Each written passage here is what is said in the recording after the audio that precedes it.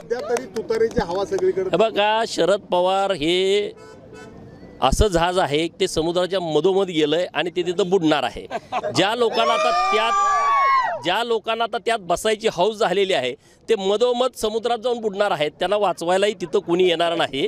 आणि जरी हवा असली, समजा 10 जागा आहेत ना, उंदीर माजला म्हणून तो काय बैलगाडी ओढत नाही का। राष्ट्रवादी पक्ष शरद पवारांचा तुम्हाला काही दिवसानं दिसणार नाही, ही महाराष्ट्रातली परिस्थिती आहे।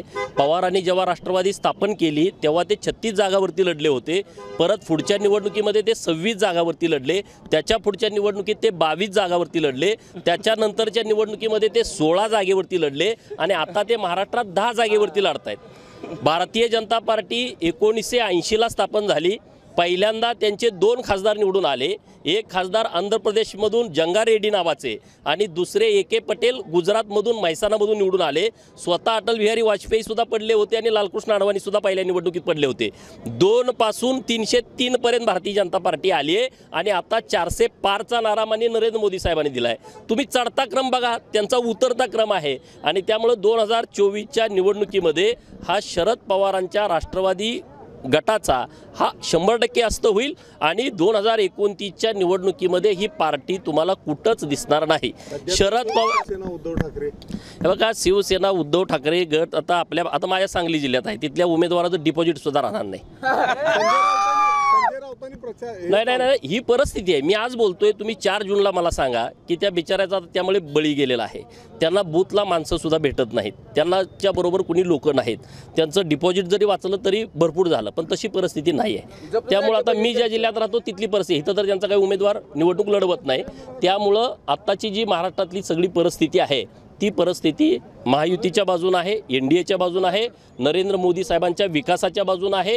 गावगाड्यातल्या लोकांच्यासाठी ज्या त्यांनी योजना केल्या, वैयक्तिक लाभाच्या ज्या योजना केल्या, सामाजिक समीकरणं जी त्यांनी मांडली आणि ज्या पद्धतीनं काम केलं, त्यांच्या बाजूनं लोकांचं मत तयार झालेलं आहे।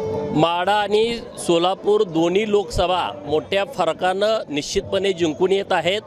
वातावरण खूप चांगलं माननीय मोदी साहेबांच्या सोबत, NDAच्या सोबत, महायुतीच्या सोबत तयार झालेला आहे।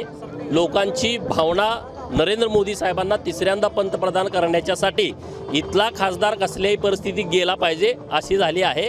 त्यामुळे निश्चितपणे या सीटा निवडून येतील। उत्तम जानकर म्हणतात मला चंद्र सूर्य सोडून सगळं द्यायला तयार होते, काय एवढी गरज काय होती तुम्हाला? बघा, मला ह्याविषयी अजिबात माहिती नाही। मी एक सामान्य कार्यकर्ता आहे, भारतीय जनता पार्टीचं काम करणारा, तळागाळामध्ये गावागावात जाणारा कार्यकर्ता आहे।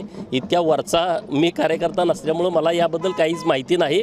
परंतु आता मी माळशिरसला काल होतो, आज मी मंगळवेढ्याला होतो, आता मी दक्षिण सोलापूर अक्कलकोटला चाललो आहे, तर लोकांचा खूप चांगला रिस्पॉन्स आहे।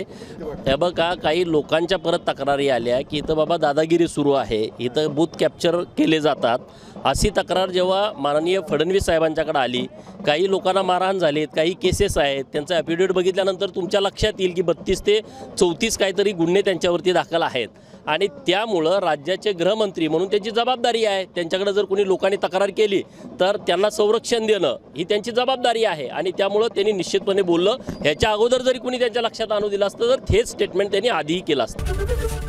ABP माझा, उघडा डोळे बघा नीट।